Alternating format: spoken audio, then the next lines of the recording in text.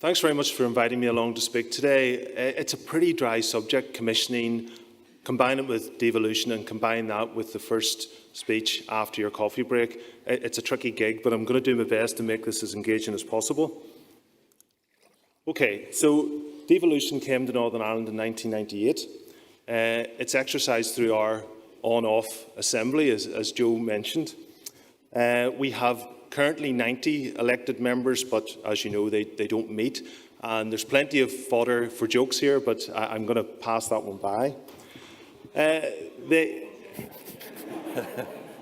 deal with, all the devolved nations deal with transferred matters. And they don't deal with accepted matters, and accepted matters are very heavy things like taxation and defence. They don't currently deal with reserved matters, and reserved matters include some areas of health like human fertilisation and embryology, and also, strangely, the regulation of dentistry, the professional regulation of dentistry, the GDC. But reserved matters are not permanently reserved and not permanently unavailable to the devolved nations. They could, at some future date, become transferred, and that's a very interesting scenario to think about. So the Assembly in Northern Ireland, the Executive in Northern Ireland, has brought policymakers much closer to the service and scrutiny of the service much more visible to the public. So it's a much shorter route between the service and the minister, if there were a minister. In Northern Ireland, we have, I would say, more evolved over the last 20 years than revolutionised the way we do dentistry. So I could list out, many things that we do differently now from other parts of the UK, but I'll just highlight a few. So we had an on and off quality improvement scheme, a cash grant scheme for equipment in general practice. Our decontamination rules are somewhat different from the rest of the UK. We have minimum standards for dental care, and they apply to both health service and private dental care. And both the board, the commissioning board and RQIA would use those standards in their inspection of practices. And we also have different allowance systems for vocational trainers. Now, as I sat through the conference yesterday, I felt there were certain topic areas which were really engaging to the audience. So I've changed what I was planning to talk about here a little bit to try and make it maybe more interesting and relevant to yourselves. So there's going to be a fair wee bit about the GDS and our contractual arrangements. So in Northern Ireland, similar to the rest of the UK, we've got a GDS, we've got a CDS, and we've got a hospital dental service, and we also have access to personal dental services. So the GDS, £130 million a year, about 1,000 practitioners, and about 1.7 million treatments per year. The CDS, about 110 practitioners, these are head counts, 40,000 treatments per year, costs about 10 million. Hospital dental service, 74 practitioners. Now, only 14 of those are consultants. 20,000 treatments a year, costs about 12 million. Our GDS contract is similar to the contract in Scotland, but by no means identical, and again would be similar to the pre-2006 contract in England and Wales. So it's 60% item of service, 20% capitation, and 20% allowances. We have a very open dental market, so any dentist who's registered with the GDC, suitably indemnified, who can pass the occupational health checks and doesn't have too big a criminal record, can apply to our dental list and will be admitted to the dental list. So we cannot restrict admission to the dental list. Similarly, practices can open provided they fulfil the inspection criteria essentially wherever they want to open. We cannot govern where practices open. So it's very open, and numbers of practices, or particularly, numbers of dentists have increased significantly in recent years, and I'll talk about that a little bit more later. We have an individual level contract, so although there are corporate bodies in Northern Ireland, they're very much behind the scenes in a GDS contract arrangement. It's just with the individual dentists. It's very much activity driven, so the more work that is done, the more money that is paid out. The less work that is done, the less money is paid out. That makes it very difficult for my accountancy colleagues who work within the board. They really dislike that sort of unpredictability. There's also a lot of flexibility between health service and private, so at relatively short notice, practitioners can decide to flex one way or the other compared to how they were previously operating. And again, that bothers my accountancy colleagues because they're not really sure how big the health service dental bill is going to be, expenditure is going to be, and planning is extremely difficult for them. So I think it's safe to say that it is a complex system. Now, you may ask, how complex? Well, the 10 Commandments, the basis of two of the world's great religions, could be summed up in 83 words. The US Declaration of Independence, the world's only hyperpower, it was formed on the basis of 1,333 words. The communist countries who, at a time, controlled 1/3 of the world, they were able to run those countries on a manifesto that had a little over 18,000 words. But our GDS contract requires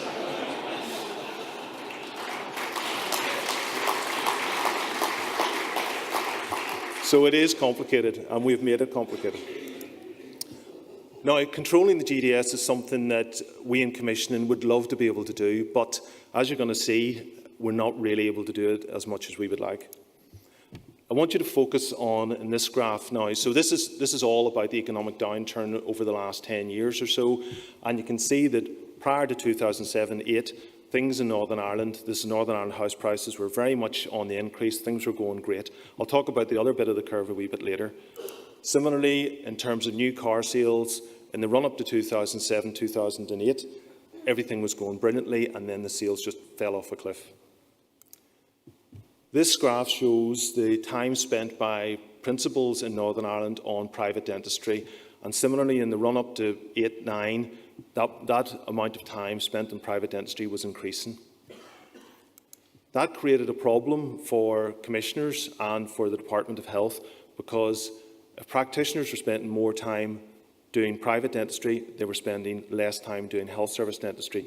So access to health service dentistry started to decrease in the run-up to 2008. And that created an enormous political problem here in Northern Ireland. The Minister had to, on several occasions, explain the situation in the Assembly, and ministers don't like to do that, so the heat was turned on to the Commissioning Board to try and come up with a solution, and within the department to the officials to try and solve this problem. And what we came up with was a pilot PDS contract. You'll be familiar with versions of this across the UK. It was for 57,000 patients. We had 14 hotspots where we really could not get access at all.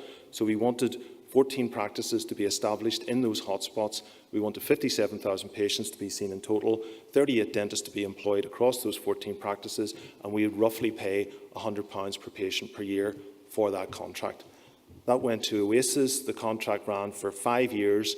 Took a while to get going, but roughly between the end of 2009 and mid-2015 the contract ran. And as you can see, it took a while to establish the practices, took a while to recruit the staff, but pretty much they started to get up there to the 57,000. I think there were a couple of hundred short, and it bubbled along at that level for the duration of the contract. And the Minister was delighted, and the public were happy, and the board were happy, and the finance people were happy because they knew how much it was going to cost. And interestingly, when we looked at the data, we found that the treatment patterns were somewhat different from the normal GDS arrangements. So comparing practices which were similar in terms of the demographics of the surrounding area, we found that the pilot PDS practices were doing significantly less treatment. And we also found that when the pilot ended and those practices went into the GDS, they started doing more treatment. Not as much as other GDS practices, but in the time that we measured it, significantly more. In the middle of all this, even when they were doing less treatment, all our post-treatment checks, and we had extensive post-treatment checks, showed that care quality was pretty much the same as we were getting through the normal GDS route, and patient satisfaction was good. So from the quality end, as measured by patients and as measured by independent examinations of patients, we could really detect no difference between this type of arrangement, this type of contractual arrangement, which is sort of akin to a capitation, a simple capitation arrangement, and the normal GDS arrangement. And I think that's quite an interesting point. Now, this wasn't an academic study.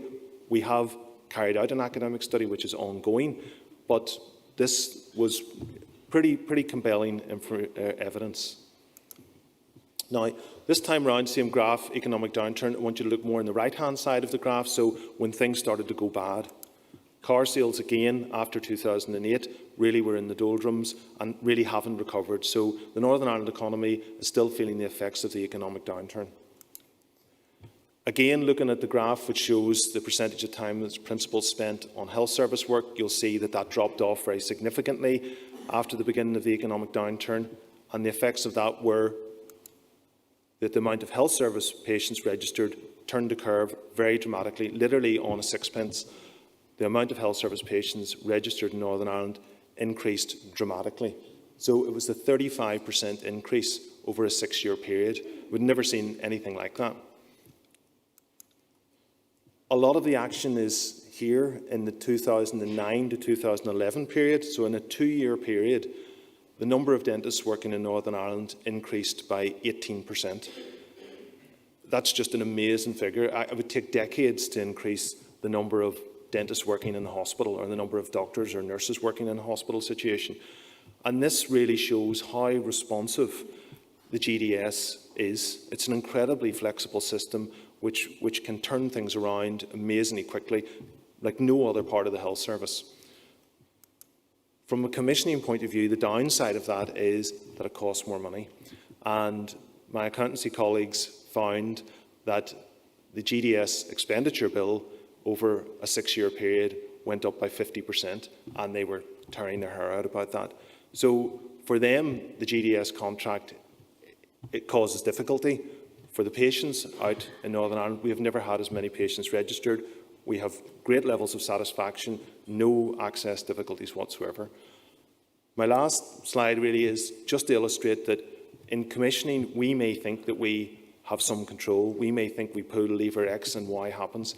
But in reality, our power is weak compared to the power of the market, compared to the power of the collective action of practitioners. There's relatively little we can do when circumstances beyond our control change.